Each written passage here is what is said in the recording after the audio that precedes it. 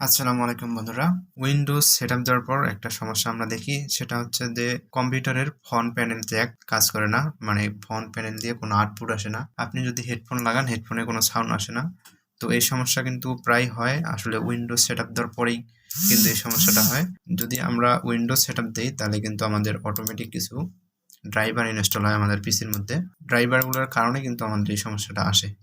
এখান থেকে যদি আমরা এই যে উইন্ডোজ আপডেটে যাই, এখানে আমরা চেক ফর আপডেটে ক্লিক করলাম। সো বেসিক্যালি আমরা যখন উইন্ডোজ সেটআপ দেই, কমপ্লিট করি, তখন কিন্তু এখানে অনেকগুলো internet driver, audio driver, graphics driver, সবকিছু ড্রাইভার কিন্তু এখানে আপডেট হয়ে যায়, অটোমেটিক্যালি আপডেট হয়। তো এখানে ড্রাইভার ইনস্টল হয়, সেটা হচ্ছে রিয়েলটেক এইচডি অডিও ড্রাইভার।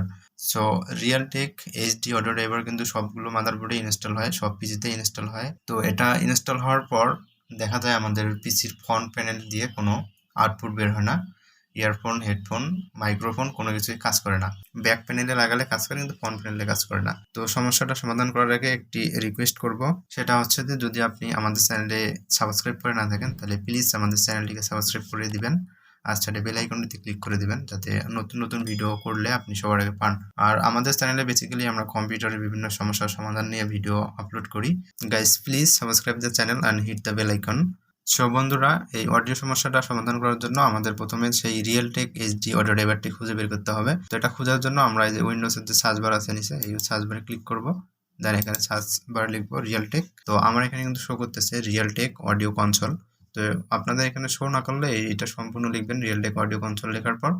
দেন এখানে আপনি ক্লিক করবেন। ক্লিক করার পর এরকম কিন্তু রিয়েলটেকের যে অডিও ড্রাইভারটি রয়েছে সেটা ওপেন হয়ে যাবে আপনার সামনে। তো আমি যেহেতু এমএসআই মাদারবোর্ড ব্যবহার করতেছি, তাই এমএসআই লোগোটা এখানে শো করতেছে। তো এটা কোনো বিষয় না, আপনি যে মাদারবোর্ডটি ব্যবহার করেন সেটার লোগো এখানে শো করবে। সো বন্ধুরা, এখানে আসার পর কিন্তু এখানে আমরা সিস্টেম ভলিউম কমা বাড়া করতে পারবো, তারপর লেফট রাইট সাউন্ড কমা বাড়া করতে পারবো। দেন এখানে আপনি দেখবেন যে ফ্রন্ট প্যানেল রয়েছে, তারপর ব্যাক প্যানেল রয়েছে। তো আমাদের পিসিতে মূলত এই ফ্রন্ট প্যানেলগুলো কাজ করে না, তো এই ফ্রন্ট প্যানেলগুলো কিন্তু এখানে হাইড অবস্থায় থাকবে। যদি আপনাদের ফ্রন্ট প্যানেলগুলো হাইড অবস্থায় থাকে তাহলে এই যে সেটিংটার উপরে ক্লিক করবেন। দেন এই যে এটা ক্লিক করলেই, যদি আমি বাইরে ক্লিক করি, দেন দেখুন আমার এটা কিন্তু হাইড অবস্থায় রয়েছে। তো এটা হাইড অবস্থায় থাকলে আপনারা এই সেটিংয়ের মধ্যে ক্লিক করবেন। দেন এটাতে প্রথমে যে টিক মার্কটা আছে দিবেন, দেন এটা আপনার কিন্তু এই যে আনহাইড হয়ে গেল। তো এখন যদি আমরা এটার উপর ক্লিক করি, দেন এখানে কিন্তু আমরা দেখবো যে এটার মধ্যে আমরা কি রাখতে পারি। তো এটার মধ্যে আমি হেডফোন রেখেছি। দেন এটার মধ্যে যদি ক্লিক করি, এটা হচ্ছে আমার মাইক ইন, মানে মাইক্রোফোন ফ্রন্ট প্যানেলের। তো মূলত এটা ডিসেবল অবস্থায় আছে, এখনো ডিসেবল অবস্থায় আছে। সো প্রথমে আপনি এটাকে অন করে নেবেন। দেন এরপর আপনারা এখানে যে সেটিং যে রয়েছে, এই সেটিংয়ের মধ্যে ক্লিক করবেন।